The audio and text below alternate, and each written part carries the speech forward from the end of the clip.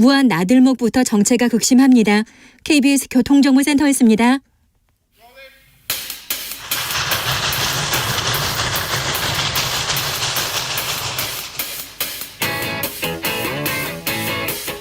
오늘도 열심히 돌아갑니다. 정치발전소 장앤장.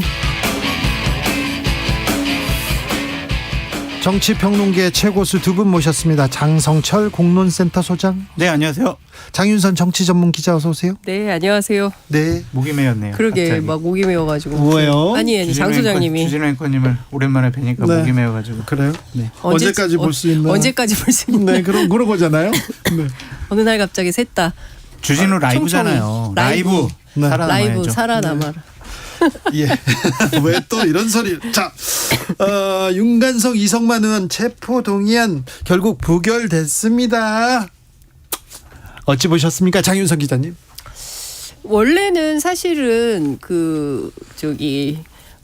이게 가표가 많을 것이다. 가결된다는 그런 네. 얘기도 있었어요. 그리고 어떤 의원은 저한테 압도적 가결 뭐 이런 얘기까지 했었거든요. 네. 그런데 이게 상황이 바뀐 거죠. 그래서 왜 그런 건지 좀 취재를 해봤더니 민주당 원내 지도부는 그러니까 주말 사이에 좀 표가 어떻게 나올까 해서 좀 전화하고 알아보잖아요. 네.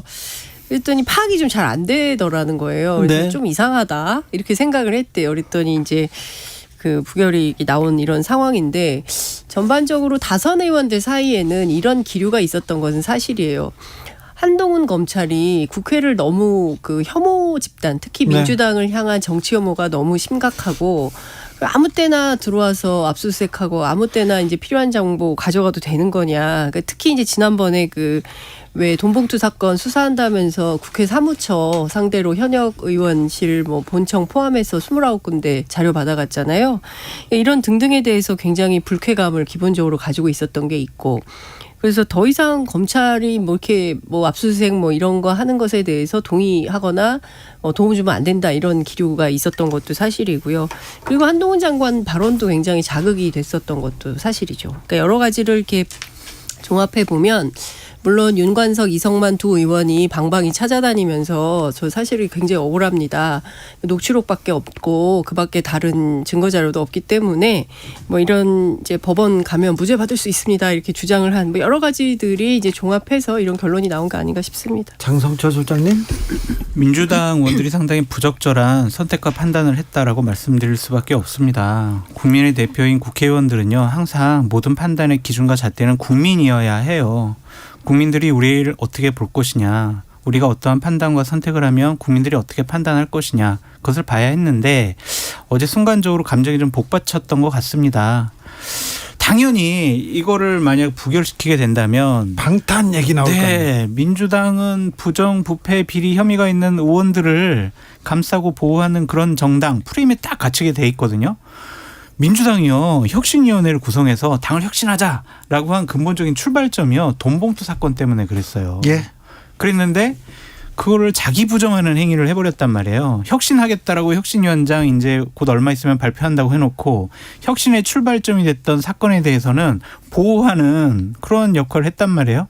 그럼 이게 맞는 것이냐, 이런 이율적인 배반, 이율 배반적인 행동에 대해서 국민들이 어떻게 판단할 것이냐, 국민을 두려워하는 정치를 해야 한다라고 말씀을 드리고요.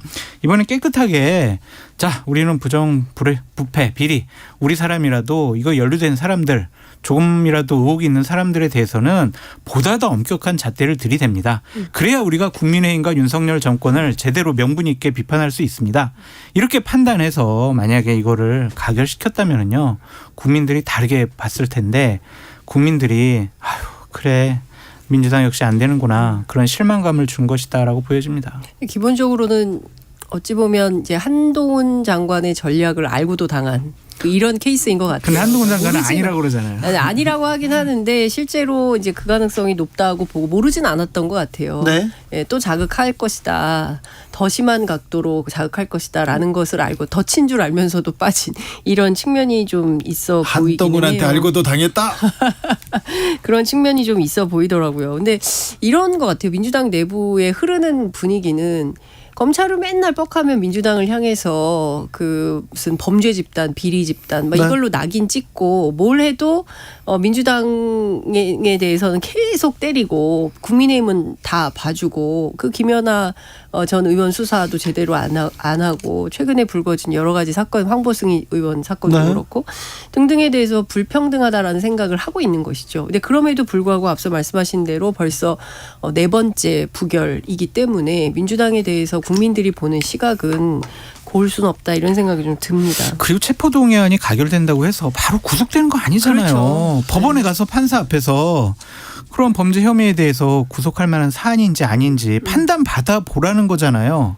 모든 국민들이 그렇게 하잖아요. 근데 실제 민주당에 그런 분위기가 있었어요. 네. 저렇게 읍소를 하고 네. 방방이 돌아다녀도 그래도 의원들이라는 게 당을 생각하고 이제 총선에서 이기려면 어떻게 해야 네. 되는가라는 게 이번엔 좀 중요하기 달랐어요. 때문에 투표소 들어가면 가 찍게 돼 있다. 그래서 압도적 가결 이렇게 얘기를 하시는 분들이 있었거든요. 근데 결과는 완전히 다르게 나온 거죠. 이랬을 것 같아요. 우리가 이거를 가결시켜주면 한동훈 장관이 방금 전에 했던 얘기 우리가 맞다라고 확실하게 도장을 찍어주는 거야. 우리가 한동훈 편 들어줄 수는 없지. 그래서 마음을 좀 바꾼 의원도 있지 않았을까라는 좀 생각이 드는데 한동훈 장관이 어제 여기 20여 명 돈 받은 것으로 추정되는 의혹이 있는 그러한 의원들이 어떻게 체포동의안 이 부분에 대해서도 결정권을 갖고 있어요. 이건 잘못된 것 같아요. 이거는요. 한동훈 장관이 기본적으로 민주당을 바라보는 눈이 그 문장에 들어있다고 봐요. 그렇죠. 민주당은 범죄 혐의 집단이야. 네. 이렇게 규정하고 낙인 찍고 싶어 하지 않았나. 그러니까 그 혐오의 대상이 되는 민주당 의원들이 그 소리를 듣고 앉아서 가표를 찍을 수는 없었다라는 얘기를 하고 있는 것입니다. 그런데 이 분위기 계속 갈 거거든요. 총선 때까지. 그렇죠. 네. 예, 조만간 또 나올 수도 있어요. 그랬을 때 또 민주당이 어떤 선택을 하냐, 또 부표 찍을 거냐. 네. 그러니까 이게 계속 되풀이 반복되는 상황이고 이 덫에서 빠져나올 수 있는 해법이 뭔지 근본적인 모색이 좀 필요해 보입니다. 참 고민이 거기서 시작됩니다. 네. 민주당이 지금 정부 여당과 이렇게 해야 되는데 네. 법무부 장관, 검찰 이거는 관군 아닙니까? 관군과 싸워야 되는 그런 입장이에요. 근데 앵커님, 네. 장 기자님, 정치인들이 아까도 말씀드렸지만 모든 판단의 기준과 잣대는 국민이어야 해요. 근데 맞아요.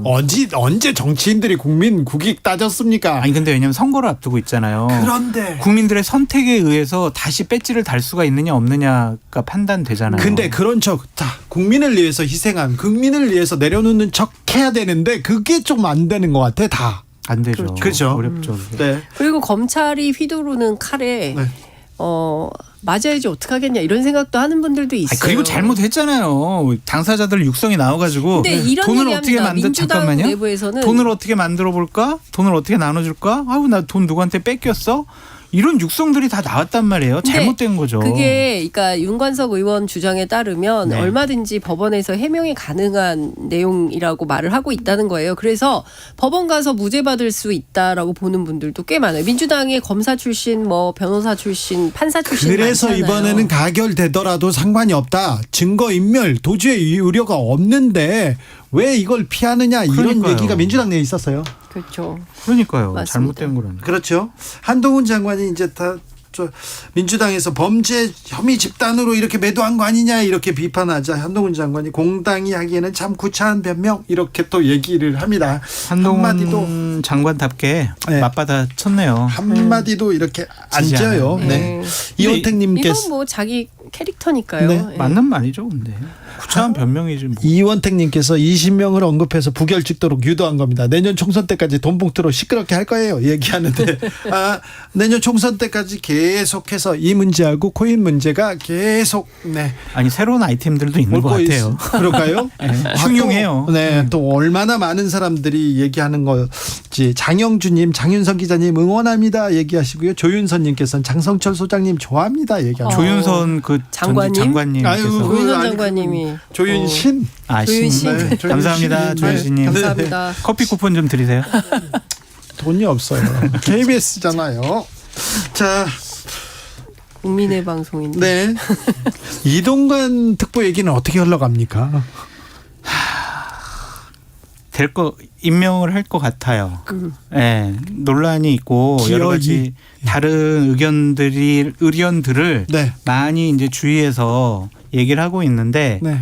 대안이 누구야? 그럼? 아니, 이동관 말고 누구? 차라리 검사 출신 시키라고 가서 좀 얘기를 하세요. 제가요? 네. 제가 얘기하면은 청개구리 같이 다르게 들어, 안 들어. 판단하시고. 안 그럼 들어요. 계속 시키라고 해야 되는지도. 자, 장윤선 기자님.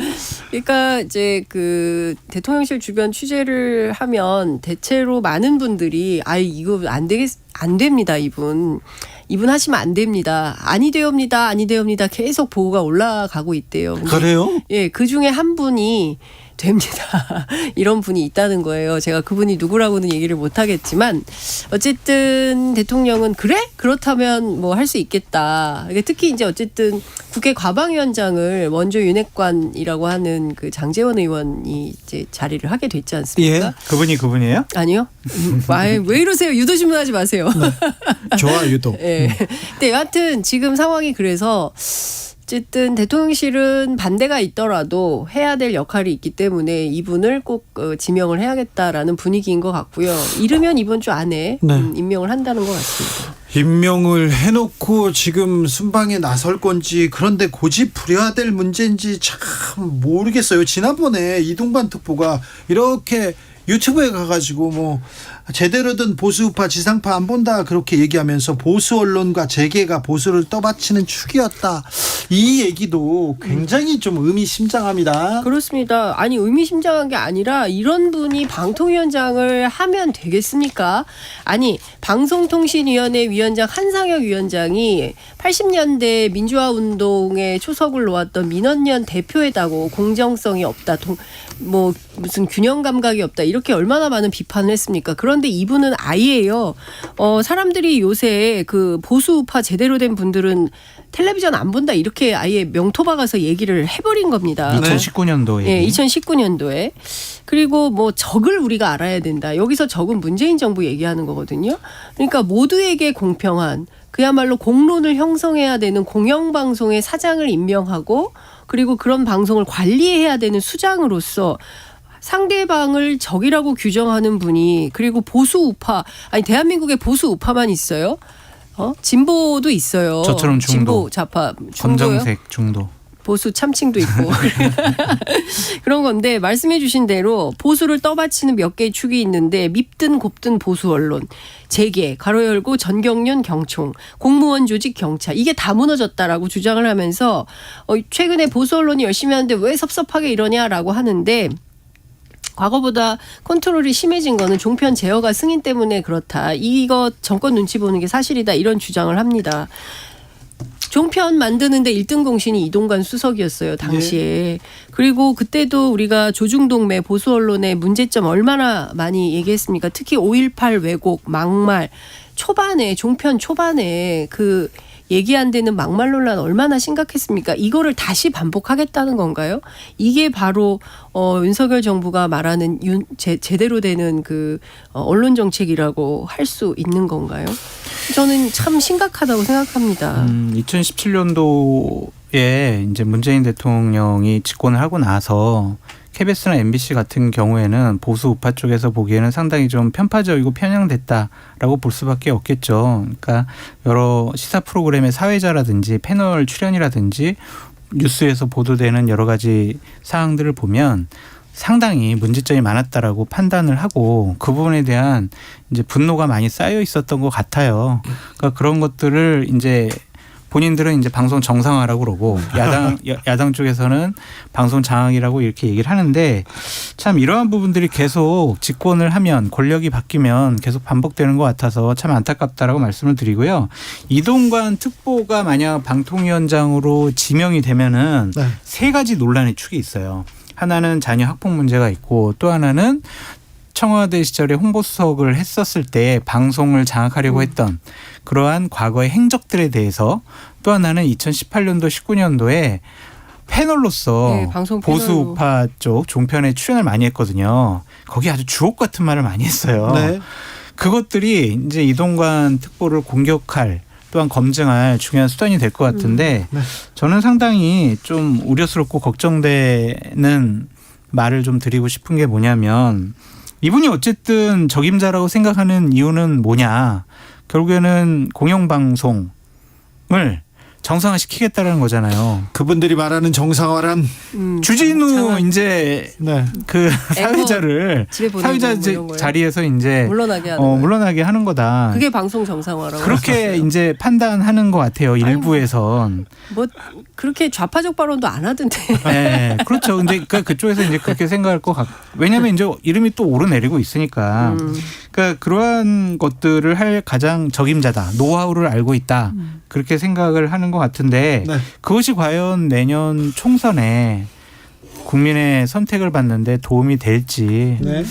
저는 좀 걱정이 되는 부분이 근데 많습니다. 저는 이 정말 우리가 이제 종편이 처음에 태동할 때도 여러 가지 언론학자들이 문제를 지적하고 했었지만 그 민주적인 여론 형성이 굉장히 중요한 거거든요. 그 한국 사회를 발전시키는 데 있어서. 그럼요. 근데 그게 안 된다고 그걸 방해하겠다고 마음 먹으면 우리가 그러니까 뭐 북한이나 중국 같은 매체가 되려고 하는 건지 땡시 뉴스 같은 걸 네. 하거든요. 시진핑 주석은 오늘 어쩌고 저쩌고 뭐 김정은이죠. 김정은 위원장은 오늘 어쩌고 저쩌고 뭐 이런 방식의 언론을 하겠다는 건지. 이제 지금 우리는요. 근데 OECD 11대 경제대국이고요. 네.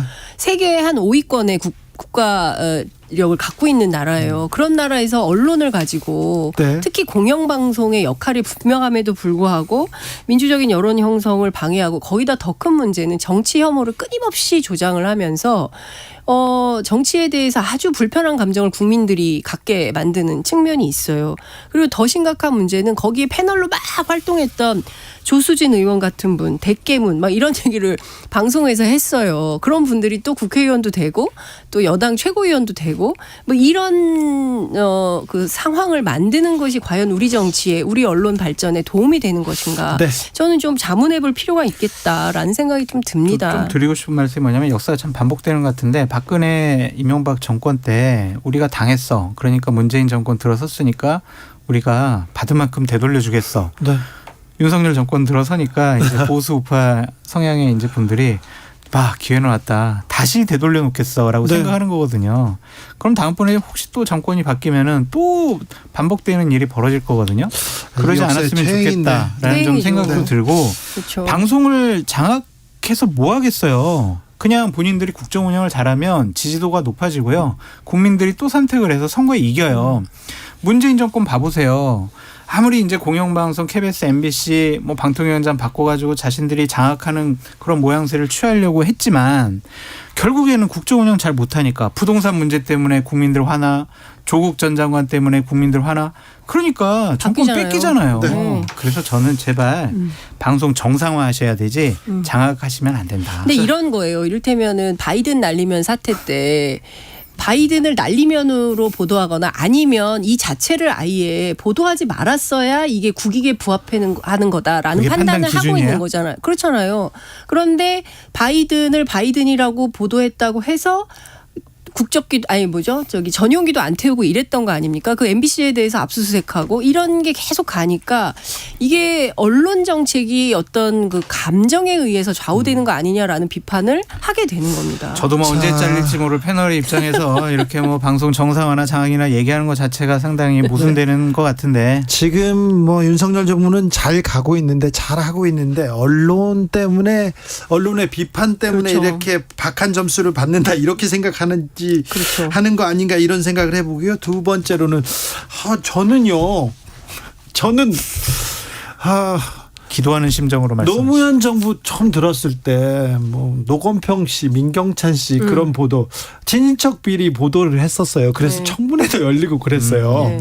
그런데 그래서 그 뭐 노무현 정부 시절에 정부 그 주요 그 뭐라고 해야 실세들이 저를 비난하고 비판하기도 했어요. 비판까지는 했어요. 그런데 이제 이명박 정부 들어와서 이명박 정부의 비리는 제가 열심히 했잖아요. 맞아요. 이명박 대통령 얘기하고 결국은 나중에 이제 감옥도 가시고 그랬는데 아니 제가 취재를 했더니 좌파라는 거예요. 빨갱이라는 거예요. 왔는데 빨갱이 기자 불러가라는 거예요. 저보고.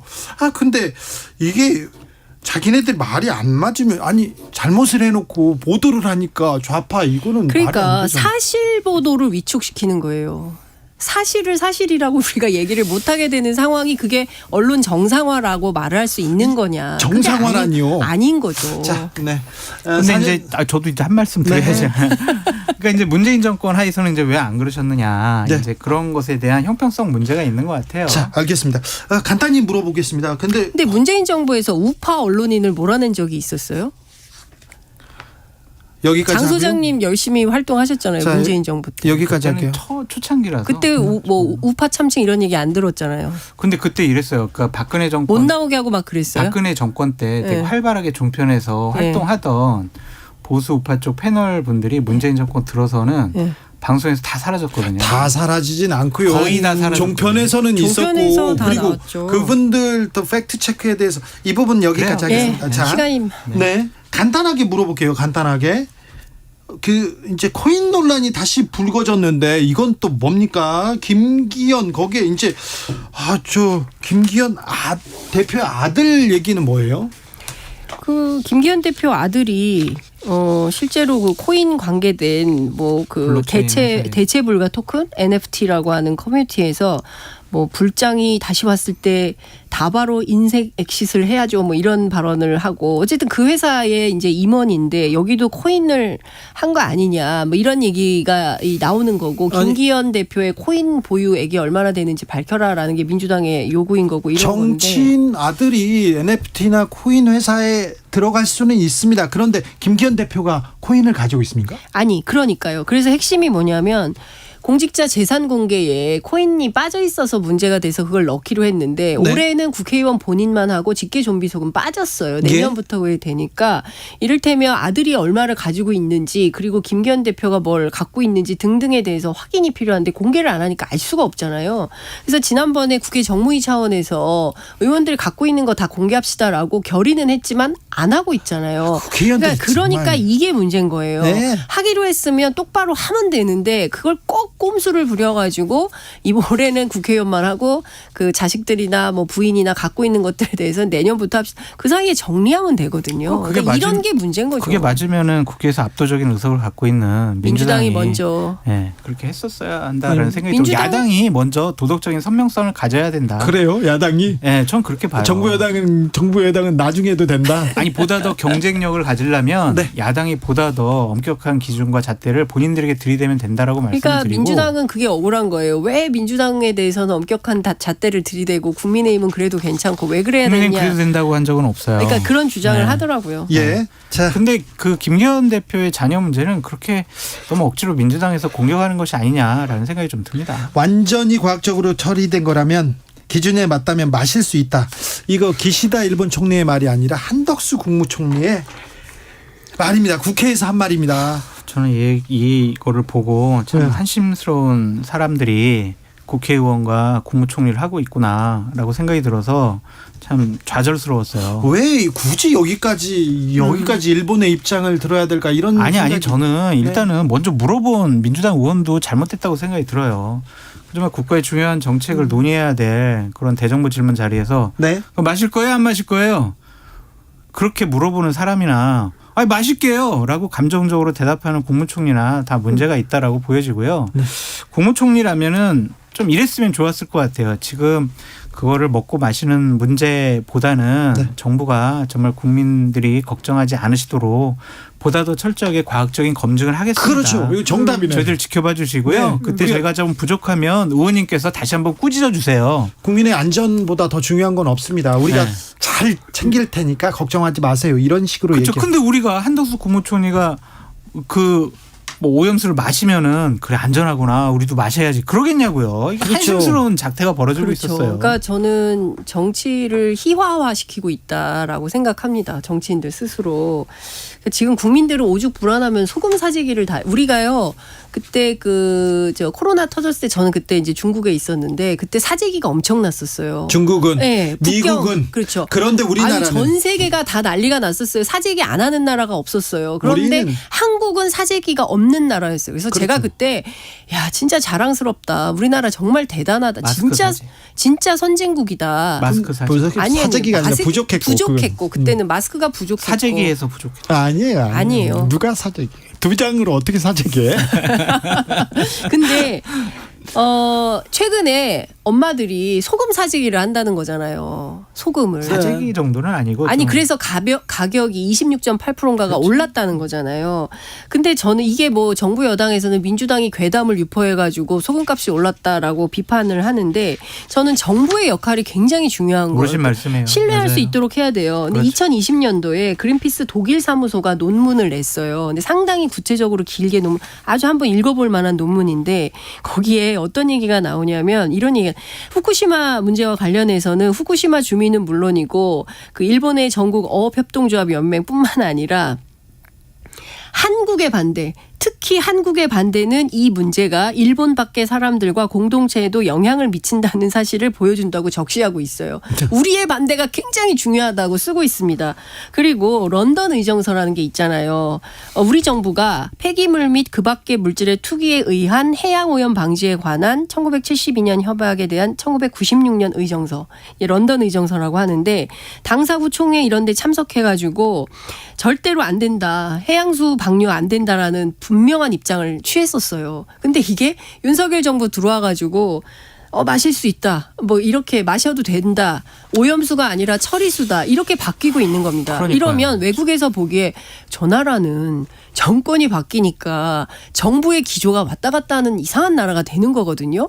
그래서 저는 이거는 곤란하다는 거예요. 지켜진 기조가 있으면 가져가고 거기에서 필요한 과학적 검증이 있으면 또 해야 되는 게 우리 정부의 역할인 것이지 정권이 바뀌었다고 해서 외교를 문제로 해서 국민들의 먹고 마시는 문제를 이런 식으로 처리한다? 이건 있어서는 안 되는 네, 일이라고 맞아요. 생각합니다. 8361님께서 오늘 저도 거금 들여서 소금 2포대 주문했습니다.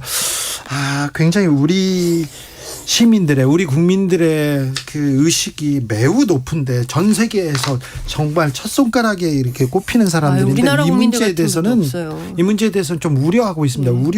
괴담에 지금 선동돼 가지고 우려하는 게 아니라 우려하고 있는데 정부가 조금 국민들한테 이렇게 국민들을 좀 안심시키는 그런 노력을 해야 되는데 신뢰할 수 있는 노력을 해야 돼요. 네. 마지막으로 짧게 물어볼게요. 네. 우병우 전 민정수석은 지금 열심히 움직이고 있다면서요? 열심히 움직였다기보다는 한 언론사 인터뷰에서 나라와 국민을 위해서 내가 할 역할을 한번 찾아볼게요. 네, 제 지역에서 열심히 움직인다면서요. 지역에서요? 영주에서요? 네. 출마하고 싶어 하는 거는 같아요. 맞는 것 같은데 나라와 국민을 위해서 제발 그냥 집에 계시라라고 말씀을 드리고 싶어요. 네. 우병우 수석이 어떠한 이미지를 갖고 어떠한 인물인지 많은 국민들이 알고 있고 국민의힘에서 우호적인 얘기를 하는 분이 없고 전혀 관심이 없는 것 같아요. 그냥 조국 전 장관 출마처럼 막 민주당 내에서 논란 불러일으키거나 강력한 팬심을 가져가지고 우리 우병우가 아니죠. 우병우. 이상한 변호사 우병우 변호사를 꼭 공천을 해줘야 돼라고 강력하게 미는 그런 팬심도 없단 말이에요. 그런데 혼자 그냥 자기 명예 회복하겠다고 저렇게 나대는 모습은 결코 나라와 국민을 위해서 한치 도움도 되지 않는다. 제발 집에서 쉬시라라고 말씀드립니다. 국민의힘 취재해 보면 우리가 어떻게 공천을 줘요 이런 말을 하긴 해요. 관심도 공천 없지. 주기가 어렵다. 네. 근데 왜 영주에서 나오겠죠. 거기에 이제 국민의힘 현역이 조금 약하다는 말을 하더라고요. 모욕적인 언사예요. 명예훼손. 취소 명예훼손. 근데 하필 이쯤에 네. 조국 전 장관이 또 페이스북에 뭐 의미심장한 글을 쓰기도 하고 오늘 또 서울대학에서 파면도 당했기 때문에 조국 수석 입장에서는 조국 장관 입장에서는 참 곤란한 상황이 됐죠. 저는 개인적인 바람이 그분들이 국민의 대표자가 될 자격이 없기 때문에 선거에 나올 생각 꿈에도 하지 말라라고 말씀을 드리고요. 그냥 하려면 둘이 그냥 유튜브를 했으면 좋겠어요. 조국과 우병우 해가지고 유튜브 하면은 대박 날 거다. 꼭 따로 그래가지고 해도 돼요. 따로 해도 대박. 아니 같이 했으면 정말 재밌을 것 같아요. 그 양 민정수석의 대결. 네. 그러니까 저런 사람들이 어떻게 국민의 대표가 되겠다라고 조금이라도 생각한다는 것 자체가 국민을 모독하는 행위다라고 말씀드립니다. 네. 제가 심한 말 했나요? 조용히. 자, 민주당은 고민이 깊어집니다. 이낙연 전 대표도 들어오거든요. 네, 이낙연 대표에 대해서는 그런데 민주당이 큰 고민을 하고 있는 것 같지는 않아요. 그래요? 들어와서 그냥 원로로서 이제 당에 필요한 늘 엄중하게 보는 분이니까 윤석열 정부의 상황이나 태도를 엄중하게 보면서 대응해 주시면 좋겠다. 네. 이런 얘기를 하고 있습니다. 그럴까요? 네. 별로 관심 없군요. 국민의힘 쪽에서. 역할이 없어요. 이분. 그러니까 지지율도만 2%밖에 안 나와요. 의원들이나 민주당 지지층에서 제발 이낙연 전 대표님 우리 민주당을 맡아주세요. 그렇게 요구하지 않는 한 그런 목소리가 그렇게 네. 크진 많지 않죠. 할 역할이 없을 네. 거예요. 정치발전소 장현장 여기서 마치겠습니다. 장성철, 장윤선, 장성철 두 분 감사합니다. 감사합니다. 네, 고맙습니다. BTS 데뷔